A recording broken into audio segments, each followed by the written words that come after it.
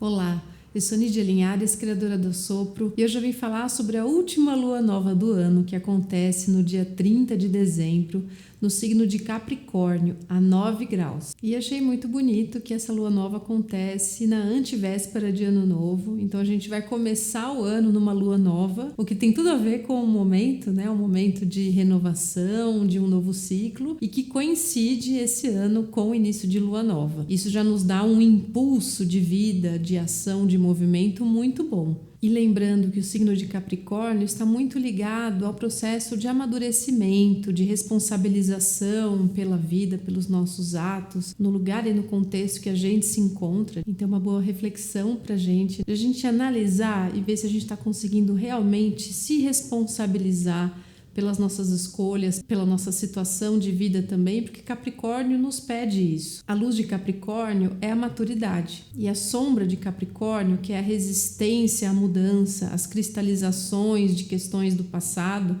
Então a gente tem um duplo convite, de a gente olhar para a responsabilização, para a nossa parte que nos cabe e também para a gente ver se tem coisas muito cristalizadas de apego ao passado, seja a pessoas, a lugares, a comportamentos, e que está mais do que na hora da gente quebrar essas cristalizações. Mas o que eu queria mais falar no dia de hoje é um aspecto que é uma harmonia muito grande que acontece através de Plutão. Plutão que rege os processos de morte e renascimento, de transformação profunda, de um olhar para as nossas sombras.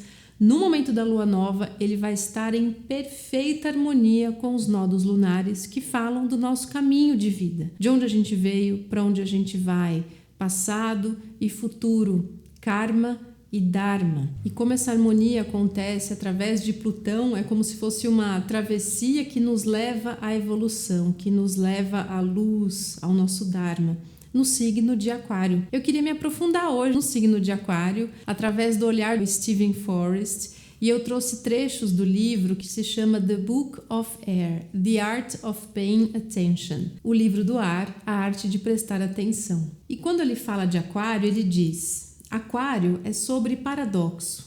Existem dois lados de Aquário. Eles existem, pelo menos à primeira vista, em forte tensão um com o outro. Por um lado, esse signo está associado com um grande comprometimento com independência, individualidade e liberdade de pensamento. Por outro lado, ele está irremediavelmente ligado a atividades em grupo e iniciativas coletivas, sendo que ambas, obviamente, exigem um pouco de diminuição da individualidade e autonomia pessoal a serviço dos objetivos em comum. Se uma orquestra está tocando uma obra de Bach, mas se pela santa causa de manter a sua individualidade aquariana, o terceiro violinista independentemente decidiu tocar uma sinfonia de Dvorak, bem, Houston, nós temos um problema. Toda atividade coletiva exige cooperação e concordância. E pensar radicalmente por si só existe em tensão com essas qualidades diplomáticas. Esse trecho tem tanto a ver com esse momento, porque justamente essa harmonia de Plutão no signo de Aquário, já trazendo muito essa questão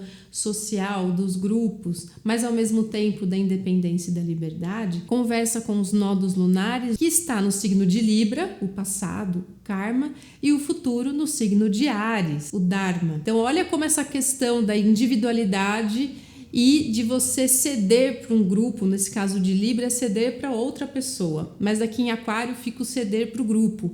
E esse paradoxo que está muito forte, como eu consigo ter minha liberdade, ser independente e ao mesmo tempo viver socialmente, estar em grupo. Continuando, ele diz: se identificar com grupos e causas por um lado e simplesmente expressar sua identidade independente por outro lado, não são polos exatamente opostos, mas eles não convivem facilmente. O processo de descobrir quem nós realmente somos, diferentemente do que nos treinaram para acreditar que somos. Para mim, esse caminho de evolução é o ponto-chave de Aquário. Esse signo, acima de qualquer outro, representa o processo de individuação. Qualquer pessoa que tenha muita energia aquariana chegou em um estágio na sua jornada evolutiva onde os tipos de experiência que serão significativos a longo prazo estão no final de uma travessia de sérios condicionamentos sociais e culturais. Além disso, por causa das leis inescapáveis da sincronicidade,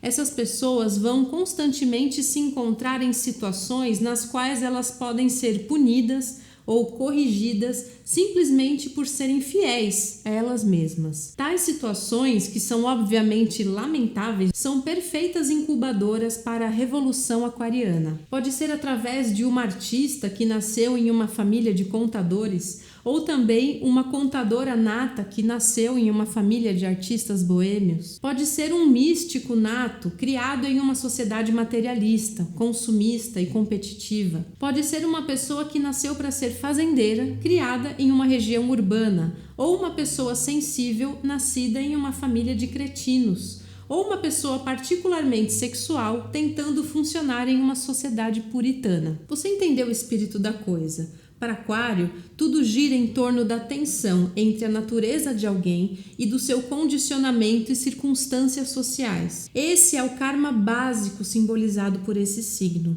Essa é a escola que as pessoas de Aquário estão fazendo. E é apenas diante desses tipos específicos de resistência social que o Dharma aquariano da individuação pode ser realizado.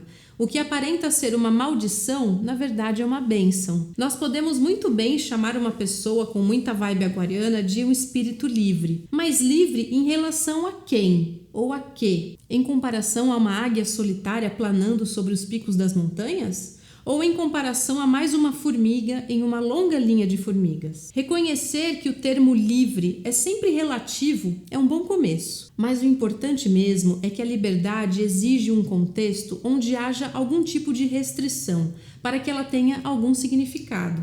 Você não poderia ser uma pessoa rebelde sem que haja algo contra o que se rebelar. Você não pode ter uma pessoa criminosa sem que existam leis. Você não pode ter uma pessoa genial e inovadora se não existisse o que inovar. A individuação aquariana só pode existir em um contexto social de expectativas, restrições, regras e ameaças de punição. Esse simples insight é o que resolve o nosso paradoxo. Individualidade e dinâmica de grupo são interdependentes. O grupo social, com todas as suas pressões e expectativas, é a incubadora para a liberdade aquariana. É onde ela deve ser conquistada. Todas as culturas são conservadoras. Toda cultura, por definição, representa um conjunto de valores, normas e gostos. Em cada um deles, aquelas pessoas que representam essas qualidades idealizadas são recompensadas, enquanto que as outras pessoas que não representam são marginalizadas ou algo pior. É assim que uma cultura busca a sua conservação, para assim poder existir para sempre, sem mudanças. Mas isso nunca funciona. As culturas mudam sim. Nós podemos ver isso. Nós que já passamos dos 20, já vivenciamos isso. E correndo o risco de estar simplificando demais, deixe-me dizer que as culturas mudam graças às pessoas de Aquário. Fala-se muito hoje de mudanças de paradigma, mas nenhum paradigma vai simplesmente mudar por conta própria. Ele muda por causa das pessoas, que são as transformadoras de paradigmas, também conhecidas como aquarianas. Essa questão da revolução aquariana agora cai tão bem, especialmente nesse primeiro mês do ano que vai estar sobre essa lua nova de Capricórnio, que é um signo muito conservador. Está no outro oposto de Aquário, enquanto Aquário tem esse lado criativo, inovador, rebelde. Capricórnio tem uma tendência a cristalizar muitas coisas, a ficar muito inflexível, ficar algo estanque e que não condiz mais com a realidade. E nesse momento a gente está vendo no céu que essa revolução aquariana, porque Plutão nos pede uma revolução, uma transformação profunda a partir das sombras. Não é uma revolução simplesmente com o novo, mas é uma revolução onde a gente usa as nossas sombras para transformar. Continuando, ele diz: se não fosse pelas pessoas aquarianas, nós ainda estaríamos rolando pedras para o faraó para construir mais uma pirâmide.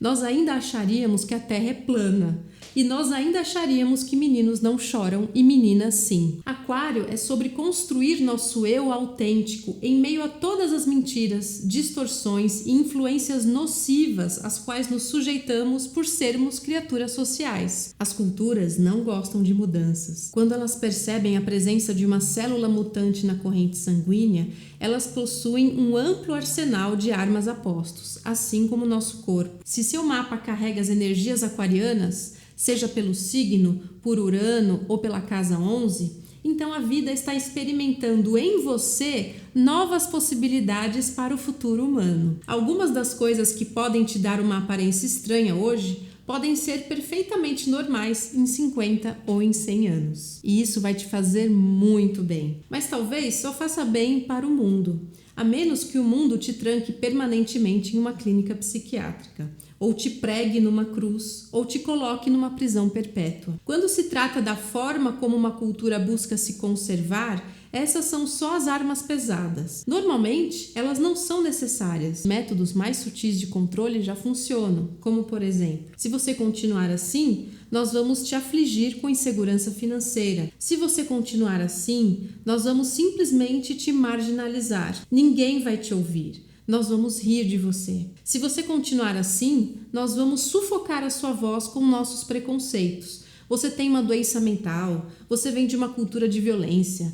Vocês desse povo são todos iguais. Se você continuar assim, não importa o que você disser, nós vamos arrogantemente te dar um tapinha nas costas. Eu amei esses exemplos e isso é a sombra de Capricórnio, de querer tanto se conservar, se apegar ao passado, que não deixa que o novo apareça. Capricórnio tem um lado bastante autoritário, bastante hierárquico. É claro que Capricórnio tem coisas maravilhosas também, né, gente? Como todos os signos. O lado luminoso de Capricórnio, repetindo mais uma vez, é a gente se responsabilizar pelas nossas escolhas e não se colocar num papel de vítima, a gente assumir a parte que nos cabe, mas sem cair nessa armadilha conservadora e extremamente inflexível. E para terminar o texto ele diz: em Aquário, nós chegamos independentemente, honestamente e corajosamente às nossas próprias conclusões, mesmo se elas são contrárias ao que todo mundo está pensando. Nós nos posicionamos, nós vemos o que estamos vendo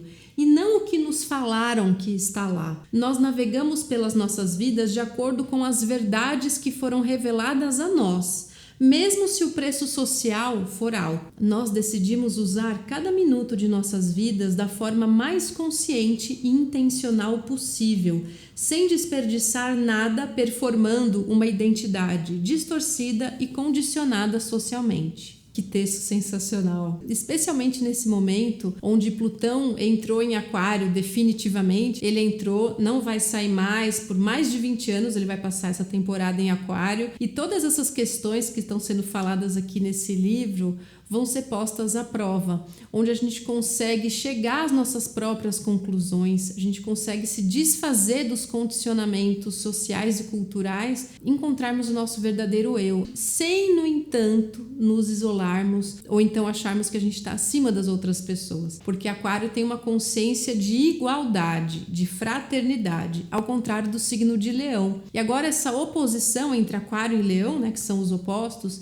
está muito forte nesses últimos meses, ainda continua, porque Marte, que é o planeta que fala da determinação, da coragem, da iniciativa e também da agressividade, está no signo de Leão, que é o signo do eu, da expressão pessoal, do ego, que quando está em harmonia é maravilhoso, mas quando está em desarmonia, essa oposição ela nos pede para encontrar um caminho do meio entre a expressão do nosso ego, a libertação dos padrões sociais, mas sem que haja essa hierarquia, sem que só eu tenha razão. Esse processo não é nada fácil, onde a gente busca a nossa liberdade sem que isso fira a liberdade das outras pessoas. E uma pista muito bonita que a gente tem para nos ajudar nesse processo de consciência, de responsabilização e de liberdade é que Quiron, que fala das feridas profundas que a gente tem, tanto individualmente quanto em sociedade, está em perfeita harmonia com o Mercúrio, que é o planeta da comunicação